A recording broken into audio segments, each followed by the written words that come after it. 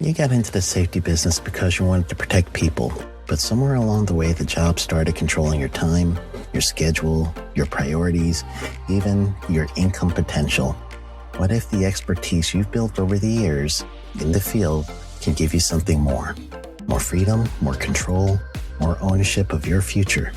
I'm Sheldon Primus, the author of 7 Steps to Starting a Profitable Safety Consulting Business and the host of the Safety Consultant Podcast, with more than 350 episodes helping safety professionals become consultants and grow their career. Consulting changed my life. In fact, I'm a full-time RVer, and one consulting contract paid for my home I live in today. Now, I help safety professionals build their own consulting practice through bi-weekly coaching calls, accountability, and personal guidance. But this program isn't for everyone. Start with the Consultant Readiness Audit at sheldon.coach. What if everything we thought we knew about safety was just interference? From the host of the Rated R Safety Show and the founder of Safety FM comes the complete Signal Transmission Trilogy, now available in one powerful edition. Safety, in my opinion, the book that started the conversation. Safety Mutation, where the boundaries of culture, systems, and belief begin to break. And now, Safety Transmission, the final piece of the signal. For the first time, all 3 books are together in one volume. The Signal Transmission Trilogy, Complete Edition. This isn't just about compliance. It's about consciousness. It's about decoding the way we think, lead, and live, inside and outside the system. Whether you've been following the signal since the beginning or you're just now tuning in, this is the version to own. Search Signal Trilogy on Amazon or visit safetyfm.com to get your copy now.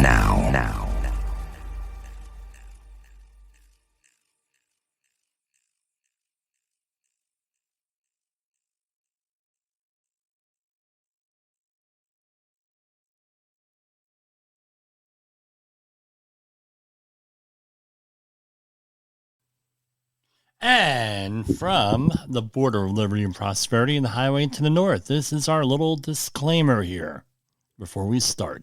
Hi, this is Jim from Safety Wars. Before we start the program, I want to make sure everyone understands that we often talk about OSHA and EPA citations, along with some other regulatory actions from other agencies, legal cases, and criminal activity. Everyone is innocent until proven guilty in a court of law. Proposed fines are exactly that, and they are often litigated, reduced, or vacated. We use available public records, news accounts, and press releases. We cannot warranty or guarantee the details of any of the stories we share, since we are not directly involved with these stories, at least not most of the time. Enjoy the show. This show is brought to you by Safety FM. And here we are. Safety Wars for Tuesday, October 7th, 2023. How's everybody doing? It's been a while. I'm, as usual, running myself ragged. I was smoking. Including Mom. Why are you always running yourself? I wanted to thank everybody. I'm going to start out right off the bat and thank everybody for all the nice, warm birthday wishes. So I'm on my Facebook page. I made it public. My birthday. I only make it public for like 2 days a year, and I forgot to do that Sunday night. So I ended up doing it 5:30 Sunday morning, and half the people I know only go on Facebook before 6 o'clock in the morning here on the East Coast. So I got a flurry of messages today. I forgot. I didn't know. Sorry. It's okay. I know some people who have birthday celebrations that last the entire month. I'm not one of them. Too much celebration is not good for the soul. We gotta be here fighting that safety war, but we have to be well rested enough to fight that safety war. And a couple of the programs I did go on in the last week or so, I ended up, they weren't good, so I didn't release them on the podcast. They're probably out there on videos somewhere. We got, different computers, different this, different that, stuff, audio not being recorded.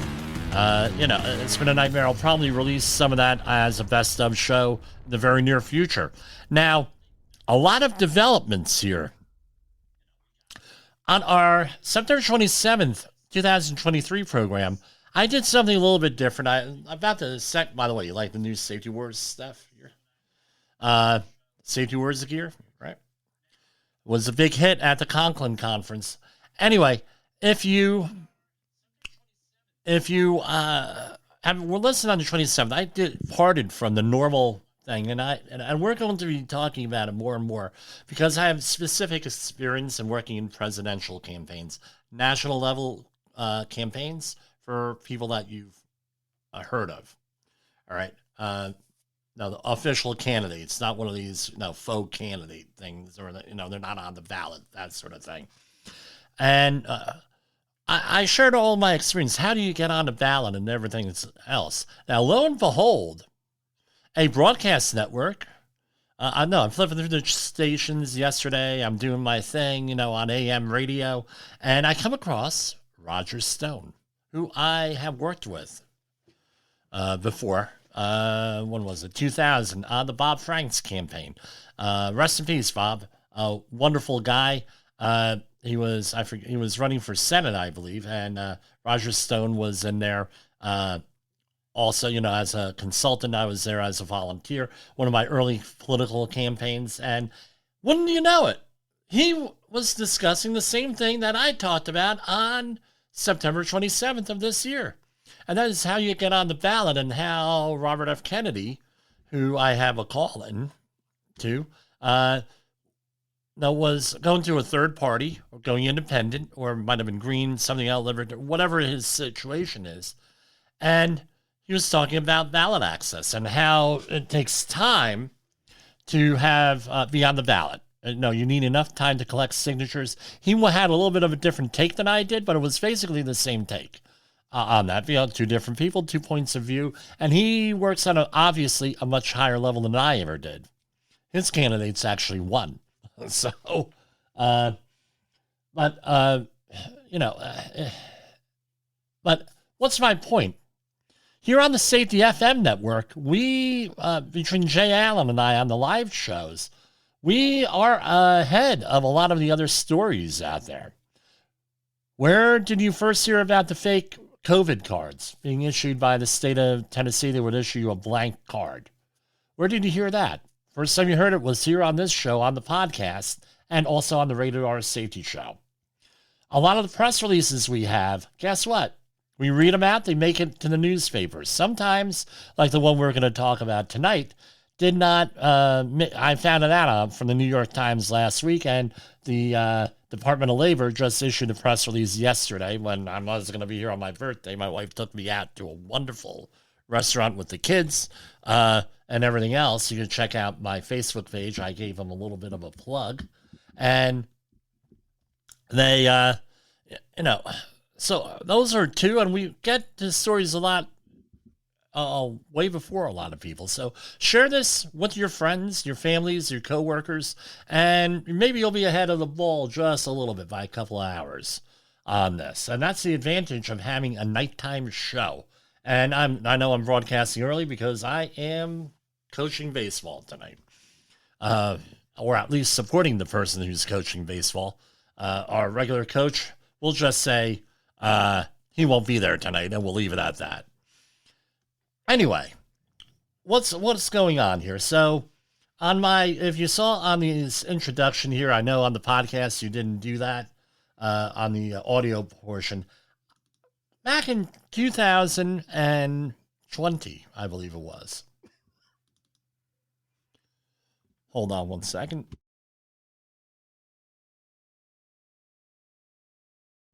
I still have this, whatever going on. I was in Miami over the weekend doing first aid CPR training. And do first aid CPR training for one of my clients. Yes, you go on the road for first aid CPR training. Yes, I go on the road for first aid CPR training. And we have a little bit of a different take. We talk about workplace first aid CPR. And we'll leave it at that. I'm not going to give up all the information, but I approach it a little bit differently than community. And, that's basically it. But anyway, in 2020, I had a milestone birthday. And I always try to remember, let me pull up the quote because the quote did not come up here. Hold on. Here you go. Basically, you cannot, let me just do this. I had a milestone birthday and I made a personal decision. I said, look, I'm 50 years old. I've always listened to other people a lot in my life. All right. And they haven't always had my best interests, or maybe in heart. Some of them didn't. I mean, some of them were evil bastards. I'm going to be honest with you. But a lot of them well-intentioned, but they did not have all the information like we talk about with human organizational performance, where we try to have things in perspective. We try to add context to things because context drives behavior, and context is everything. We'll talk about that with the war here in a minute here and how this figures in out there. And hold on. And with the war and everything else here, and it's not coming up. Hold on. I have the one quote here. Yes. Jim, you should be better prepared. Yeah, well, we could always be better prepared. And I said, I carrying around a lot of emotional baggage. I said, I've been in this thing for how many years? 30 years? And I said, we can't continue on this way. I can't do it with listening to other people and who have things out of context. The people who had things in context gave me good advice from their point of view. I can't argue that. And it comes down to this. This is a quote from Bruce Springsteen from his movie Western Stars. And this is something I take to heart. I put this up there. And this was my quote that I put out 3 years ago now. Hold on, I just lost it. Yes, we do know human error is normal. Hold on. The older you get, the heavier that baggage becomes that you haven't sorted through. So you pay the price. The older you get, the heavier it becomes. A lot of folks, and when I'm finding this out here, and it's been good for the last 3 years with what we've gone through with the pandemic, there's a lot of people with a lot of emotional baggage out there. And they're letting that dictate their lives. All right? They let that rule their lives. And it holds them back in many different ways. A lot of that will never be able. There's certain things you can't get over that you just have to get through, but you can't let that impact your everyday life because it impacts your happiness. It impacts your relationships. It impacts whatever your business relationships are. And that's what we've got to try to get away from, this emotional baggage. You have to. I came to the realization eventually that I was afraid of offending people. And then it occurred to me, and someone pointed it out, I forget who. Well, Jim, do you think that they sit around worrying about offending you, that person you're afraid of offending? And I said, you know what? That's one hell of a way. That's one hell of a question there. That's one hell of a way of looking at it. So they don't really care what you think, how you feel, or anything else. They say many hurtful things, so maybe you should just, eliminate them from your life. If you don't eliminate them from your life, call them on it. I'm not, in a nice way. I've tried to eliminate most of those people from my life. And the other thing is this: when I think, I don't say, I don't, and something the next quote I'm going to share with you, right? you cannot have an emotional reaction with things. You have to unload this back. You have to let it go. Just get it out of your head because it's holding you back. The second quote that I have here, and it's usually attributed to Warren Buffett, but Warren Buffett never said this. We're not even sure who said this. So if anyone has a primary source, I'm willing to listen and I'll attribute it to him or her. You will continue to suffer if you have an emotional reaction to everything that is said to you. True power is sitting back and observing things with logic. Right? A little bit of Mr. Spock lingo there. True power is restraint. If words control you, that means everyone else can control you. Breathe and allow things to pass.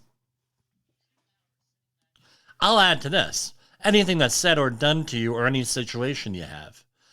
Because what we learned with our pushback that safety professionals get, right, which was one of our first programs, what we learned was that according to Saul Alinsky's Rules for Radicals, the threat is worse than the thing. Right? You're going to do X, Y, and Z, otherwise X, Y, and Z is going to happen. And we get into this trap in safety often, where we're going to say, wear those safety glasses, otherwise you're going to get something in your eye. What reinforces the behavior? It's not the one time, and I'll use Heinrich's number, right? It's not the one time that you get something in your eye. It's the other 300 times that nothing happens, or 299 times.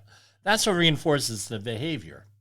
That's why we've gotten away from this, and we define safety as the presence of controls, not the absence of incidents.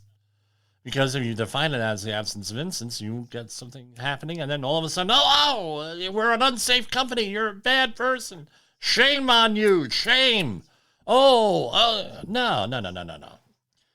You have presence of controls, and this is what I am preaching now, and you can hear me preach it at the ASSP event here in Rockland County on October 27th.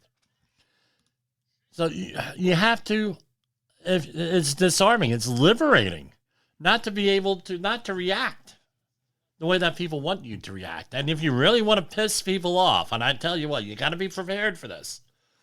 Someone's screaming and yelling at you, trying to get an emotional reaction out of you, and you do nothing. And you're like, oh, okay, whatever. All of a sudden, you turn tables on them. They don't know what to do. And then you hear, well, Jim, you now have a bleep you attitude. Well, no, I don't. It's just that I don't let things get me upset. Why are you getting so upset? And you know, what we learned is from the nervous system, the way our brains work. If you tell someone to calm down, they're not going to calm down because that's pure emotion and extremely difficult to control. But nonetheless, we have to make attempts to control our emotions here. Okay. What else we got here? That's what's going on. I'm going to go to our first commercial break, and we're going to set up the rest of the program here. In the professional safety community, communication and planning are just a few keys to your program's success. The question many practitioners have is, where do I start?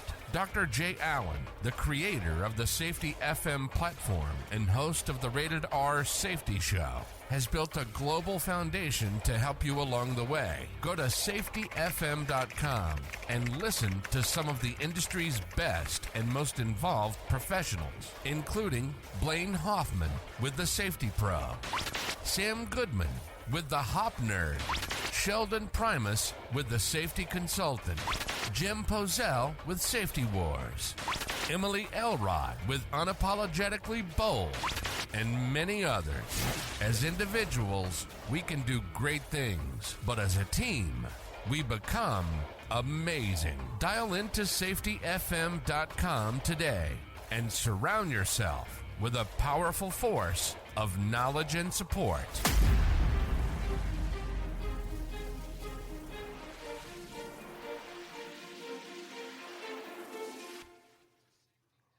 OSHA recordables, catastrophic losses, environmental disasters. You want answers? So do I. This is Jim Posel with Safety Wars. That's my daddy. And we are back. And yes, that is Jessica Posel there. I'm her daddy, Jessica. I am your father. Safety Wars is streaming now. SafetyFM.com. Okay, I pulled up the Department of Labor press release here. I will break with our standard practice, and since I am displaying the press release here, and if you're on a very large monitor, I'm sure you can see this, I will include the name of the contractor. Now, as we all know, everyone is innocent until proven guilty in a court of law. A lot of these things may be vacated, negotiated, litigated away, things of that nature. I'm just reading the press release here, and I will verify. Right. Often when I know personally about these incidents, or I hear from a primary source in the background, people talk to me. Yes, people talk to me. No. I said, well, is this accurate or not? So, real quick story. There was a CSV video out there that was not necessarily accurate. It was shown during a very large training class, and I go up to the presenter. I said, want to put that video in there because there's some dispute as to whether that's completely accurate or includes a lot of the incidents. And they showed it. Of course, they ignore you. And sure enough, the foreman from that job was in the audience and got up and cursed the guy out. And it was not nice. And I went after and said, you should have listened. You should have listened because, Anyway, 2 employees, and this is from the U.S. Department of Labor. U.S. Department of Labor cites Bronx contractor for excavation hazards after deaths of 2 workers at JFK Airport. That was back on April 3rd. 2 employees of a Bronx water and sewer line construction contractor were fatally injured in a trench at a construction site at JFK International Airport in Queens on April 3rd.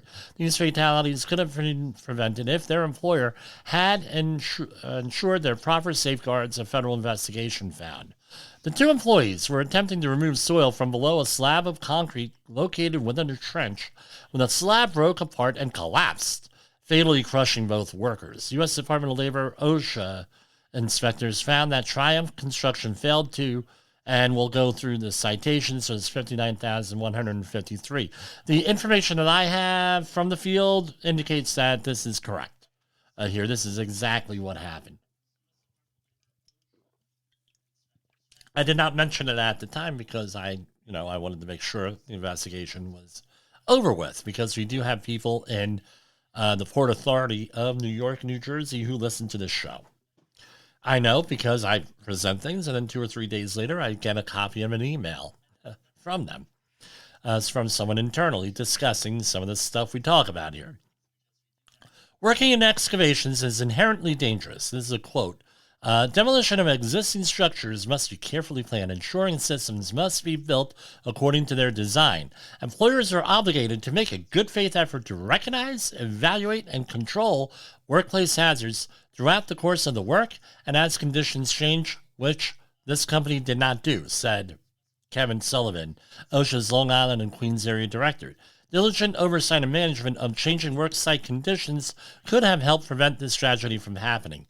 Now, if there is a question as to whether or not you should do a daily job hazard analysis in the construction field, this situation probably should put that argument to rest. Here, my opinion, one man's opinion. Right? And there's a lot of people who say, well, job hazard analysis every day, that's a waste of time. I hear safety professionals. There was one comment at the Conklin conference, which was a valid thing. Well, if you have the same hazards every day, why are you doing this? Well, in general industry, some of the applications, that may be fine and dandy. Construction, not so much. Especially when you have a competent person. So this is falls upon the competent person or the safety manager to do this every day. Citation 1, Item 1, 29 CFR 1926.21 B2. The employer did not instruct each employee in the recognition and avoidance of unsafe conditions and the regulations applicable to his work environment to control or eliminate any hazards or exposure to illness or injury. 2 employees were exposed to crushed by hazards and that's one of the OSHA Focus 4, remember, while employees removed soil underneath a concrete slab. The employer did not instruct employees on the means and methods to support the concrete slab while digging underneath the slab. It was $15,625. Let me explain this. Try to explain this to you. This is what happens. And look, I'm not against unions. I'm not for unions. I'm not against non-union workers. I'm not for them. I'm just saying this is the way companies view things. You're a union workforce. You call up on the phone. Hey, you call. Hey, I need 3 guys for tomorrow, regardless of the trade. Okay. Or I need 3 guys next week, whatever. 2 guys, 1 guy. And you get, they show up to the job site. Okay. Show me your union credentials. Okay. You're good. Let me see your training. And in New York, you have the site safety credential that they get, the 40 hours site safety certification, and it's for the Department of Buildings. Okay. Does the Port Authority work under the jurisdiction of the Department of Buildings? I don't know. Maybe I should have the game show music here. Right? The answer is no. It is not under the Department of Buildings. It's all under federal regulations and New York state law where applicable. Now, here we go. Here. You come there with the 40-hour credential. Now it's the 30-hour. You're required to take the 30-hour OSHA construction site health and safety credential. Even if you're a trainer, you're supposed to take that class, even though you trained that class, which I think is completely bizarre. And if you lived in the New York area and you knew the people in power, yeah, well, it's completely understandable why they would do that. That's the we have to do something thing, all right, routine. We had to do something, not the let's find out what happened. Now, what happens is the companies hire them on, and it could be union or non-union. And they see you with that credential. They may send you out for that credential if you're non-union. And they say, now we are certified in everything. Our people are good. I've been told by safety professionals that's the only credential that they need. They don't need anything else. They don't need any training. And what is OSHA outreach training? Go ahead. Come on. You know the answer. The answer is this. It is an awareness level training. You're not certified in anything. I'm not even sure. I would have to double check. Excavation may not even be part of that training. It does come under caught vitrine or struck by or something like that. But specifically, that may not even be part of the training. What's the training? Went away to and I'm not bragging here. You go away to the Rutgers, for example, the OSHA Outreach Center. That's like a 3-day freaking class. And you're in there and you're talking about, okay, confident person, you're in there and got the soil, this is clay, this is type A, type B, type C, you're going through this whole thing. I don't think an awareness level training is going to cover that, especially an awareness level training that's taken online. But you can fix that. You can call me 845-269-5772, right? I got a nice iPhone 15 now that I had to get. That's another story. But anyway, you can give us up. And I think this is what happened here. I'm reading into this. I'm drawing an inference, is that they probably said, well, hell, these guys are already trained. They should know what they're doing. They're outreach trained. Well, and know what the defense is? Well, that's awareness level training. That's not actual 1926 subpart L or whatever it is, 1926 650 training and all that. Sub L, sub B, whatever it is, right? That's not that. And that's what their defense is going to be. That's why you have to have a job hazard analysis here. Where every day you go, hey, this is what it is. It takes 5 minutes. Now, let me explain to you this also. How much is a fatality worth to a company? Dollar amount? Come on. We all know this. It varies, okay. We have workers' comp, yeah. Well, I know of a company that had a workers' comp situation, a major loss, and they're basically out of business because they couldn't afford the workers' comp after that. So it's very expensive. The answer is roughly about $1 million, give or take. All right. Now you have a situation here. Because what happens is these folks are now going to, no, would you rather spend the 5 minutes to review health and safety stuff on a JHA every day? Or would you rather have a fatality? Now you have a proposed fine of $15,625. Would you rather send them out for training? There are people who do training in the field. 845-269-5772. Jim at safetywords.com. Here we are. Give us a call. We do that training. You'll get it from me. I'll be less energetic during the training, but we'll get there. We'll get there. It's 29 CFR 1926, 651. While the excavation is open, underground utilities are not protected, supported, or removed as necessary to safeguard employees. Right? Not reduce them to zero, to safeguard them because it's part of the system. An employee was exposed to the collapse of a concrete slab when he was removing soil underneath the concrete slab, and it was not supported. $15,625. Right? So that was a concrete slab. Now they got him again. Citation 1, item 3.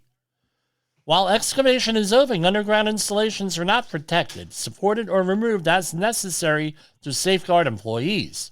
An employee was exposed to a collapse of a concrete slab when he was removing soil underneath a concrete slab, and it was not supported. It's the same one. They got a citation 1, item 2, and item 3. That was the same one. Another $15,625. Next one, citation 1, item 4. Design of support systems, shields, and other protective systems. Right? Designs of support systems, shield systems, and other protective systems selected and constructed by the employer or his designee were not in accordance with the requirements of paragraph C1 or in the alternative C2 or in the alternative C3 or in the alternative C4. Employees were working in a trench approximately 8 feet wide and 88 feet long, 14 feet deep. You're kidding. Remember, at 20 feet, you need a registered professional engineer in the state of New York to design these things. They're at 14 feet down. And they're working, what kind of soil you're working in? I'm going to bet money on this that it was probably type C soil. And it probably had water moving in it. That's an inference. I'm very familiar with the physical geography of this area. All right? This is what you get at 14 feet deep. And the water table is probably at 10 feet during high tide because it's probably a tidal aquifer here. With a protective system that was not constructed based on designs in accordance with the requirements of 1946-52, $12,278. Not a lot. All right. Now, for a grand total of $59,153. Now you're going to say, 2 men are dead. Jimmy, I don't get this. 2 men are dead. These are all serious. None of these are repeat offenses. And I didn't see any repeat offenses in the OSHA establishment search listed for this company. Why is it that low? Well, guess what? They got the maximum on 3 of them. And pretty high fine on the 4th one. Well, because these are serious. That's the maximum allowed by statute with this. Now, this is what it comes down to. They're often, and I'm not saying this is what this is. I have no knowledge of this here specifically. Often, OSHA will give a low citation amount. Will give a low amount just to get you to admit guilt because they think there's going to be a lawsuit somewhere in here. Get you to admit wrongdoing. I've been on fatalities where that was like a $1,500 citation, right? Because they wanted to admit, wanted the company to admit guilt on here, not argue things. That works out when there was one famous case for SeaWorld where they battled it out for years for a $9,000 fine due to a fatality there. So, no, this is often what goes on. Rest in peace to the 2 gentlemen and that died. Let's remember there are human beings involved in this. There are families involved with this. And that's where I'm going to stop sharing on that and go back to our regular view. Any questions there? All right. Let's take another commercial break here. And hold on, here it is. In a world where danger lurks in every corner, one man stands as a beacon of hope. Jim Polzel, a veteran safety expert with over 3 decades of experience, now bringing his knowledge to you with Safety Wars. Engaging, informative, and always relevant, that's Safety Wars. Join a safety revolution with Safety Wars, available on Spotify, Apple Podcasts, YouTube, and wherever you get your podcasts and videos. This is our Tuesday Hop message. This is Safety Wars, broadcasting to our brothers and sisters in the occupied territory of behavior-based safety. Get out your secret decoder ring. Here is your nightly message. Blame fixes nothing. Blame fixes nothing. Okay, here we go. Next one. Andover, Massachusetts. U.S. Department of Labor cites, can't believe it's 36 minutes into this program. U.S. Department of Labor cites Massachusetts alloys manufacturer for failing to protect employees against exposure to beryllium. My father had, he talked a little bit about safety, but I remember with him, he said that where he worked, Western Electric in Kearney, New Jersey, which used to be the largest employer in New Jersey, that they had a beryllium room there, and they had industrial hygiene. He retired in 87, so this is going way back. They had industrial hygiene procedures in there that were ridiculous, with ventilation and everything. Nobody ever wanted to work with beryllium. And I believe that they had paid the people more because of this to work in there. And I said, they had their own showers. They were in there with Tyvek suits. They were in there with gloves. They were in there with respirators. They were in there with all different kinds of stuff. So, and when we look at the permissible exposure limit for beryllium, that's calculated over an 8-hour day, it's 0.2 micrograms per meter cubed. That ain't a whole hell of a lot. That's extremely small with that. So 1 milligram, if we recall, is like 4 almonds. It's like 1 gram. Now you divide that into 1 million, and now those are shelled almonds, not with the shell. So you're dealing with divide those 4 almonds into 1 million pieces. You got yourself 1 microgram, and this is 0.2 micrograms as the PEL. So this is 29 CFR 1910-1024. The employer did not ensure that no employee was exposed to beryllium in excess of 0.2 micrograms per meter cubed. And that one was a $6,250 fine. Citation, and that was a serious. Citation 1, item 2, serious. The employer did not ensure that no employee was exposed to an airborne concentration in excess of 2 micrograms. That is also known as a short-term exposure limit, as determined over a sampling period of 15 minutes. That was $6,250. Citation 1, item 3, type of violation, serious. Where the most recent exposure monitoring indicated that airborne exposure was above the PEL, the employer did not repeat the monitoring. So they did the monitoring, and they didn't repeat it within 3 months in the most recent. So according to the beryllium standard, 1910-1024, you have to do this periodically until you don't. But $6,250 for that one. And if I had to guess, it didn't say here. I think OSHA probably did the monitoring here themselves. 29 CFR 1910-1024, the employer did not establish, implement, or maintain a written exposure control plan. Another $6,250. Citation 1, item 5.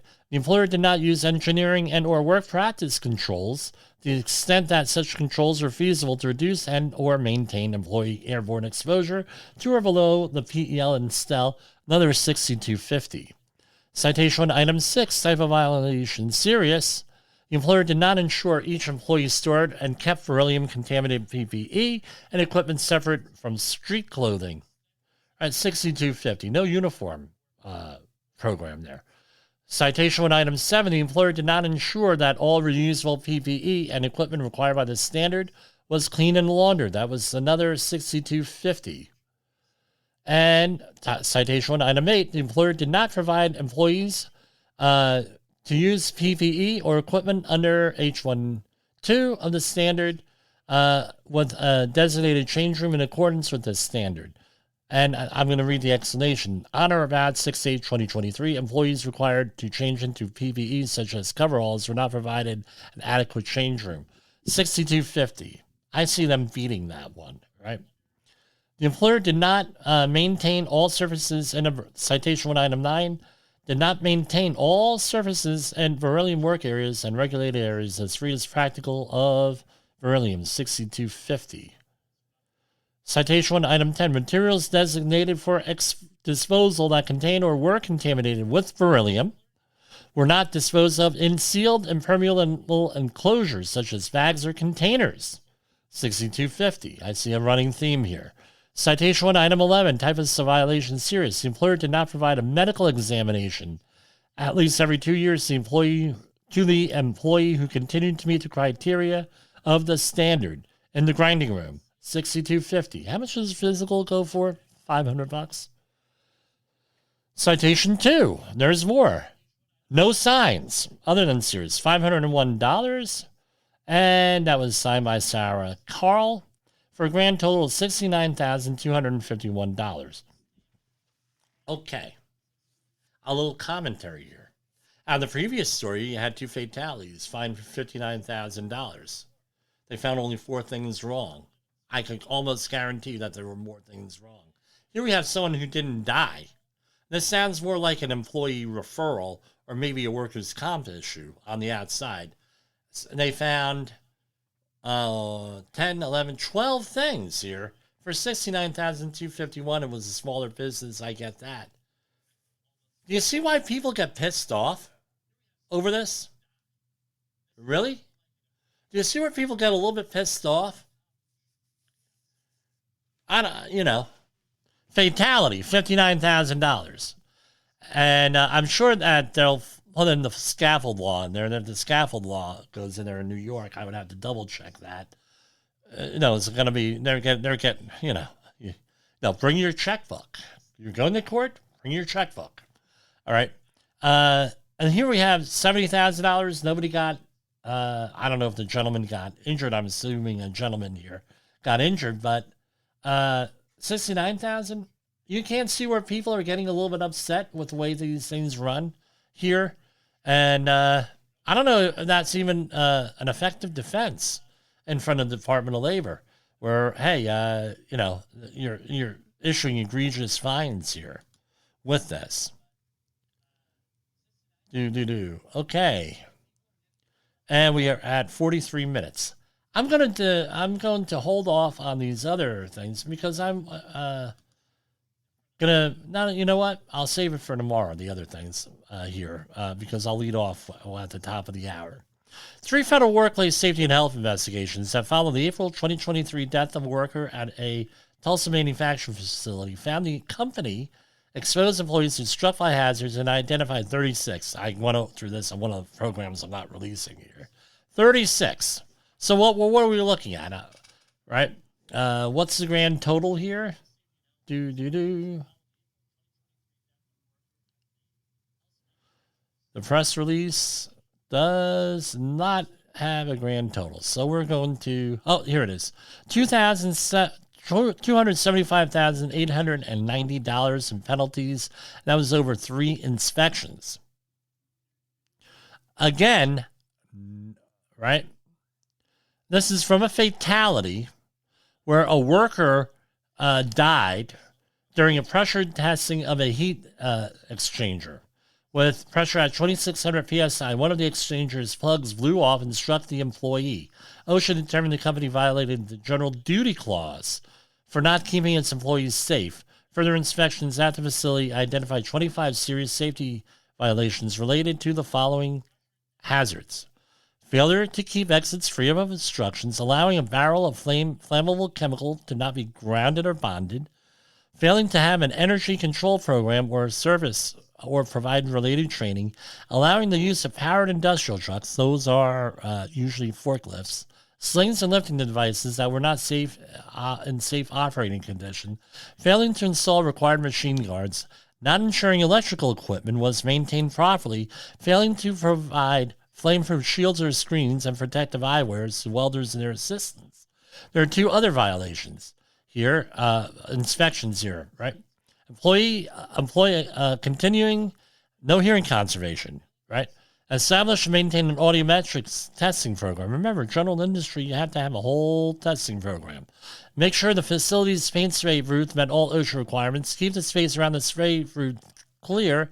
And install sprinklers and provide comprehensive respiratory protection and a written hazard communication program. The agency proposed a combined total of $275,890 in penalties. Again, one fatality. They found 36 different things wrong. 2 fatalities in New York. Oh, there's only 4 things wrong. I see something, I don't know. I would question that, right? On that. I'm sorry with that. OSHA does their job. I'm sure there's other mitigating circumstances. I'm having a problem with the context of this. I'm really interested in seeing what the context is here. I don't know. Warren Battery, by the way, you could take a clip of this. You have my permission and use it and send it to your congressperson. And to ask people why this is, right? Warren Battery Cell Manufacturing Plant faces $270,000 in penalties after investigators find 19 safety violations. Okay, so here we have another one. Was someone killed here? There are 4 separate inspections less than a 2-week period. That means that you're on the frequent violator or serious violator list, or what we normally call the OSHA shit list. Inspections by OSHA at blah, blah, blah led the agency to cite some company for 17 things between April 24th and May 25th. All right, now, here we have OSHA has proposed $270,091 in penalties and issued the company a hazard alert letter asking them to voluntarily reduce accumulations of metal dust.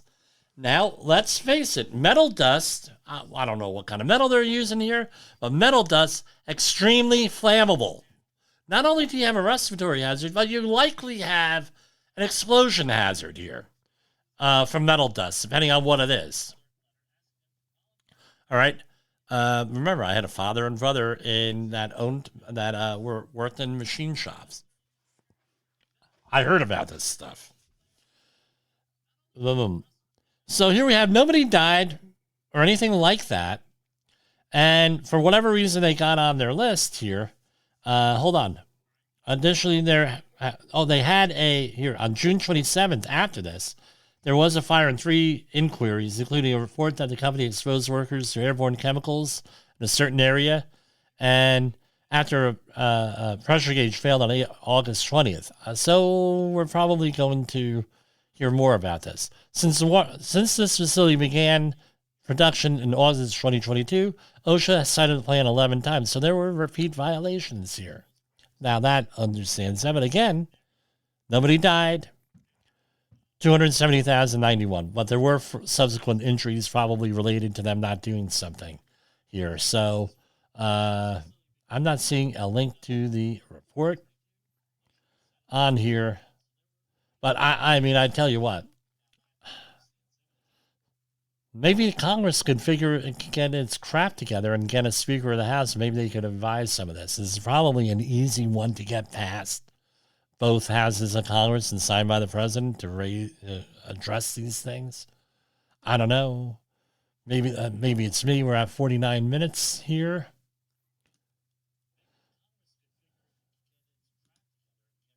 Okay.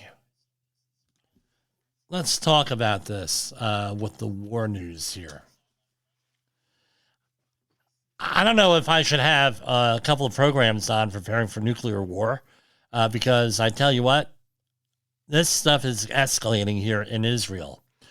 I had conversations with family members since this started here.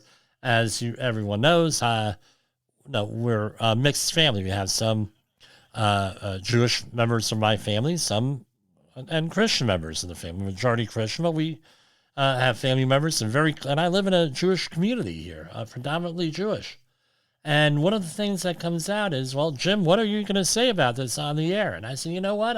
I'm probably going to go away, but it's like this. On a human and organizational performance, the reason why we follow that is that we want to know everything that's going on, good and bad, in our workplaces.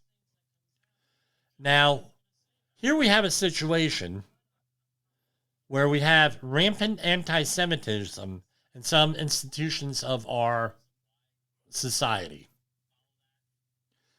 And it's not that, hey, Israel's a country. You could agree or disagree with some of their policies. We get that. Hey, that's normal people. Hey, I wish that they would do this a little bit different, this a little bit different, whatever. I disagree with this policy. Okay, we get that. I don't agree with policies all over the place here. All right. But when it gets to the point, the over-the-top reactions we are getting, for example, there was one of Ivy League University, I'm not going to mention the name of it, that had a petition out there and a billboard that they drove around campus with 38 student signatures that were anti-Semitic reported or can be taken as anti-Semitic. We have other organizations in our society that are obviously anti-Semitic, and people are like shocked. They're shocked. Oh, I didn't know that they were anti-Semitic. I didn't know that people actually felt this way. And this is a result of that old thing that's been around since probably 2 generations, since the 50s and 60s. Don't talk about politics, religion, or anything like that in polite company. Well, now that we haven't done that in 2 or 3 generations because we have the freaking idiot box TV and these computers where people could sit back here and be, the keyboard commandos back there, because we have that. Now all of a sudden, we didn't know we had these problems in society? Really? Really? Because we're not talking about this stuff. And if we could talk about this stuff, going back to our original thing, where we're calm and reasonable, and we're getting things going, and we're getting things done, and we're trying to have the best intentions to work with people, maybe we wouldn't have these problems. If we could talk. If we could get along. Right? Now we're on the brink of nuclear war because people aren't facing the facts, just like with human organizational performance. Bad things happen. That's part of it. Bad things happen under the old BBS system that people are still, for some ungodly reason, they're still, oh yeah, rah, BBS. I get it. The people who came up with it are not evil people. I'm not going to demonize them. But what people have done with this whole system is unforgivable, right? Unforgivable, right? Do I need to get the rant, right? So we haven't heard the rant, right? One, right? Yeah, right? Jim Posel rant here. Do we have to go and not discuss these things, and then all of a sudden everyone, I tell you what, we have people here in our society, the upper 1%, you could call them the Bilderbergers, because this seems to be conspiracy theory. It ain't conspiracy theory anymore, guys. They have the documents on all these groups. They discuss politics, they discuss religion, they discuss all different kinds of things. I'd love to know what they discuss. I would, but why aren't, But again, with us, we could talk to each other, get along. Maybe if everybody understood what their context was and everybody could get along, maybe we wouldn't have these situations. But now these crazy people, the local people, are bringing us to the brink of nuclear war. Really? What's going to happen there now? You bring over those all these arms and all this other stuff over there. You think that, someone's not going to get an itchy finger there? You don't think? Yeah, we have safeguards in place in the American military. I have all the faith in the American and Israeli military. But what if you have a religious zealot that goes over there and starts launching missiles in the wrong place. You're willing to have this escalate? I'm not. We're not going to, right? This is madness. Madness. And no, I have not been drinking tonight. I'm just saying it like this. This is viewer Jim Posel. I don't ever drink before the program. But anyway, I don't drink really. But anyway, you know, this is unbelievable what's going on here with this. And hopefully cooler heads will prevail here. And this doesn't get escalated into a situation that we're really going to be sorry for. And it's all because people are not talking. We trusted our leaders a little bit too much on this. All this anti-Semitism, this is not a pathway to success for your cause. On the flip side, going and hating all of the Palestinians and blaming all the Palestinians for this is just as racist. Got to get the people who are responsible for this and deal with them appropriately. And I'm going to ask everybody to pray for peace. That's all I got tonight. For Safety Wars, this is Jim Posel.